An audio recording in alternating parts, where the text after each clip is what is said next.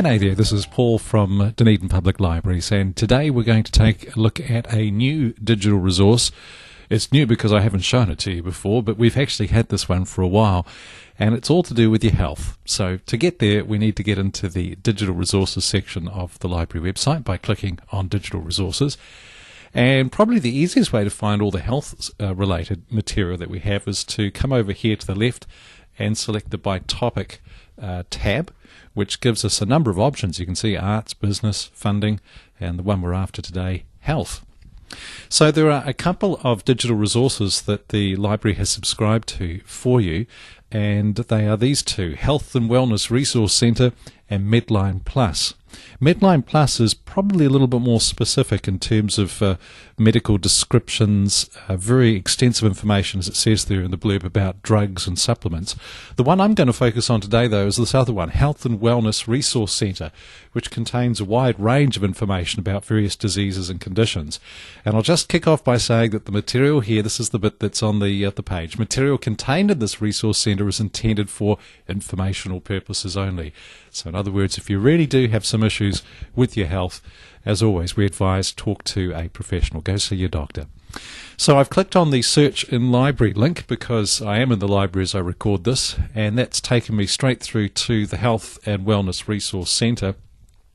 And there are quite a few options here on the screen. You can see we can look at some featured diseases or conditions just by selecting some of these options, or we can jump into an A through Z list, which is up here. If you click on diseases and conditions, away you go. The very first one, abdominal wall defects, followed by abortion, partial birth, and so forth.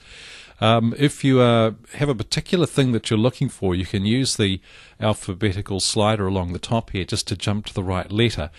And I'm going to use the example of prostate cancer, which is something guys are often interested in and sometimes don't necessarily quite know how to ask to get that information. So this one's for you blokes.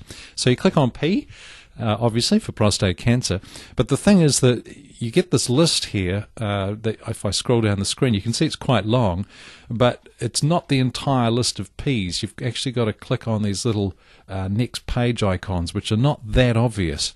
And again, prostate is not in this screen. I think it's about the third time round when we click on that little next page icon we will see something. There it is there, second from the top. So if I select that, it will bring up a big list of information, and here it comes. Details about prostate cancer, some shortcuts to various sections of the document, and so forth. And on the left-hand side, you can see that we've got the option of printing this information out, and it just basically reformats what you see on the screen and dumps it to the printer. You can email the information to you, either as a web-friendly page or just as a plain text document. You can download it to your computer, or you can even look at it as a PDF view. You'll see too that there's the ability to mark documents, so if you do a whole bunch of searching, you can select a few and then come back to them at any time.